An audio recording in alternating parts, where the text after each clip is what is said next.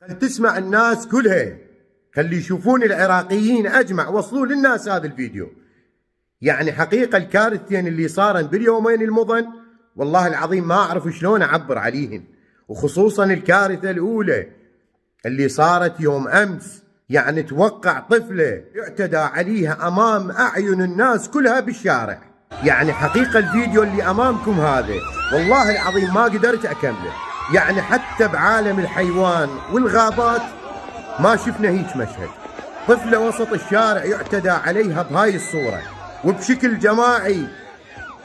والله العظيم كارثة هاي، لا الأعراف الدينية ولا الأعراف الإنسانية ولا الأخلاقية ولا المجتمعية تقبل بهذا المشهد اليوم يصير بالشارع.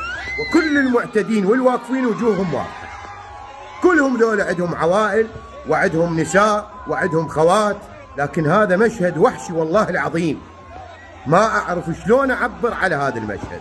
هذا سؤالي إلى قيادة شرطة محافظة البصرة من خلال الكاميرات اللي موجودة بالشوارع ومن خلال الفيديوهات اللي انتشرت، شنو إجراءاتكم بحق هؤلاء؟ أيضا سؤالي إلى القضاء وسؤالي إلى وزارة الداخلية، هذا الموضوع يشكل تهديد للسلم الأهلي. هذا الموضوع إذا مرور الكرام والله العظيم راح نشوف هاي المشاهد تتكرر. طفلة يتم الاعتداء عليها وسط الشارع وأمام أنظار الناس، واللي موجودين المعتدين كلهم واضحين بالصورة. ندائي إلى وزارة الداخلية، تحركتوا على هذا الموضوع أو لا؟ هذا الموضوع كارثي، هذا يهدد السلم الأهلي الداخلي، يهدد العراق خارجيا. يعني توقع باكر عقبه من يشوفون هذا الفيديو الناس عبر الإعلام وتصير عندنا بطولة فد أمر معين. أكو سائح بعد راح يجي للعراق وسط هاي المشاهد؟ أكو واحد راح يجي للعراق على هاي المشاهد؟ والله اللي ما صايرة بالغابات ذولا لازم يتعاقبون بأشد عقوبة. وزارة الداخلية اللي نفذت المحتوى الهابط ولمت جماعة المحتوى الهابط، شنو قراركم على هذا الاعتداء على هاي الطفلة وسط الشارع؟ طفلة تعيط وسط الشارع وتستنجد وذولا يعتدون عليها ويغتصبونها أمام أعين الناس كلها. ما أعرف وزارة الداخلية من شافت هاي المشاهد ليش ساكتة لحد الآن؟ والله العظيم هذا كارثة المشهد، قسما بذات الله. صوت الطفلة وسط ذولا الوحوش فهو كارثة، كارثة تهدد الأمن المجتمعي، كارثة تهدد العوائل. أما كلامي للبعض اللي طلعوا على حفلة محمد عبد الجبار بالبصرة ولازمين سماعات ويردون يمنعون الحفلة، هذا المشهد ما حرك ضميركم شوية؟ هذا المشهد مو أولى تطلعون عليه؟ هاي الطفلة اللي تستنجد بالناس، ويا ريت كبيرة طفلة تعرضت لهذا الاعتداء الوحشي. أما الموضوع الآخر والله العظيم ما أعرف، يعني هسه كارثة هذا الموضوع، مصيبة. يعني الإطاريين جايبين ألعاب يم نصب الشهيد ومخلين بالصور ترامب والجولاني وغيره، جايبين لهم كم واحد لابسين مال مقاومين ومسدسات مال مي وصكم ويضربون على هاي الصور. يعني بشرفكم هسه هذا مشهد مال مقاومة؟ مسدسات مال مي وصكم؟ لا، وجايبين هذا البوكس اللي تضربه. والله ما أعرف، يعني هاي المشاهد هسه هي مضحكة كارثية. يعني الدول هاي اللي عندها مقاومة وجاي تشوفكم، يعني ايش راح تقول على هذا المشهد؟ والله العظيم هذا مشهد كارثي، والله العظيم مشهد مضحك. هسه هي هاي قدرتكم؟ هي هاي المقاومة صارت هيك؟ إذا هيك فشكرا للمقاومين. يعني بدر من سويتوا هاي الفعالية ما قلتوا الناس راح تضحك علينا؟ قسما بذات الله هاي كارثة. ألعاب ومسدسات مي ومسدسات صكم وتفترون وتضربون على صور، معقولة هاي الأمور؟ معقولة وصلتوا لهالدرجة؟ ما فكرتوا بالناس ايش راح تقول عليكم؟ زين اكو دولة بالعالم، اكو دولة بالشرق الأوسط عندها مقاومة هيك تسوي؟ انطوني دولة وحدة، فقط دولة وحدة سوت هاي الأفعال. وملاحظة حاب أوصلها للإطاريين، نصب الشهيد اللي انتم جاي تسوون يما هاي الأفعال، فهذا نصب الشهيد العراقي اللي ما يمت بأي صلة للهدام السابق.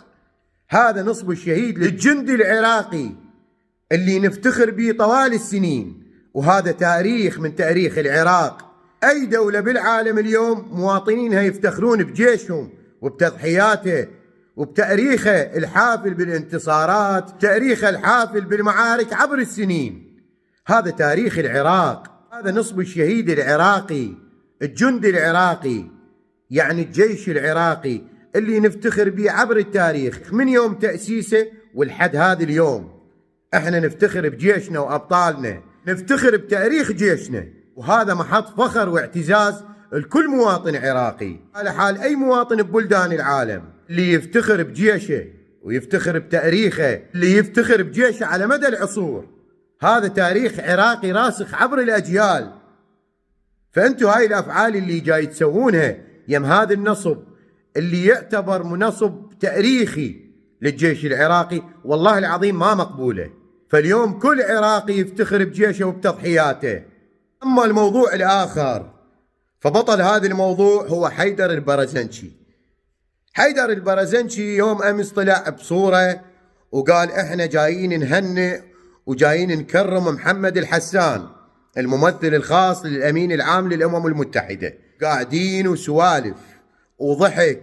سابقا ياما ما اتهمتوا الشباب بأنهم أولاد سفارات وبأنهم ينتمون للسفارات بمجرد حضور بلا سخارت لساحات الاحتجاج. حاليا انتم جاي تكرمون الممثلين العامين للأمم المتحدة واللي هي مقرها بنيويورك ومسيطر عليها من الأمريكان. فهسه صارت أمريكا هيج عندكم عزيزة؟ هسه صار تكريم ممثلين الأمم المتحدة واجب أخلاقي وطني عندكم؟ أنا أتذكر بيك فيديو يا حيدوري سابقا، هذا الفيديو أنت تكلمت به على الأمم المتحدة.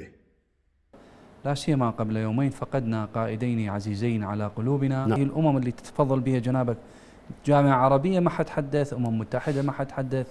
فإذا هم حقيقة واقعا ليسوا بأمم محايدة ولا منظمة. سابقا كانت عندكم الأمم المتحدة مو حيادية، كانت هاي أصلا مو أمم وتسبون وتشتمون بها ليل ونهار. حاليا صارت الأمم المتحدة عزيزة عندكم، صاروا ممثلينها من الناس اللي لازم تكرمونهم انتم بنفسكم، وصاروا ممثلينها عزيزين. وحاليا قمتوا تكرمون بهاي الممثلين وتقعدون وياهم، ولكن شي صاير لعد وين الثار؟ وين مذكرة القبض بحق ذاك الرجال؟ زين دولة متابعين إله، فصارت عزيزة هسه الأمم المتحدة والأمريكان لين صاروا هم الراعين الرسمي للكرسي. فشكرا لحكومة الإطار المتحدة اللي خلت اليوم تكريم ممثلين الأمم المتحدة واجب وطني ومن أولوياتها. فشكرا للإطاريين على هاي المقاولة. انتظروني بالفيديو القادم، راح أعرض به ملفات جدا كبيرة عن أحزاب وسياسيين مشتركين بحقول نفط، مشتركين بتهريب، مشتركين بملفات جدا كبيرة، راح أعرضها من خلال القناة. اشتركوا بالقناة وانتظروا الفيديو القادم، كل الملفات راح أعرضها واحد واحد. انتظروا الفيديو القادم وراح أشوفكم ملف الذولة، وأنا أتحمل كل الأمور.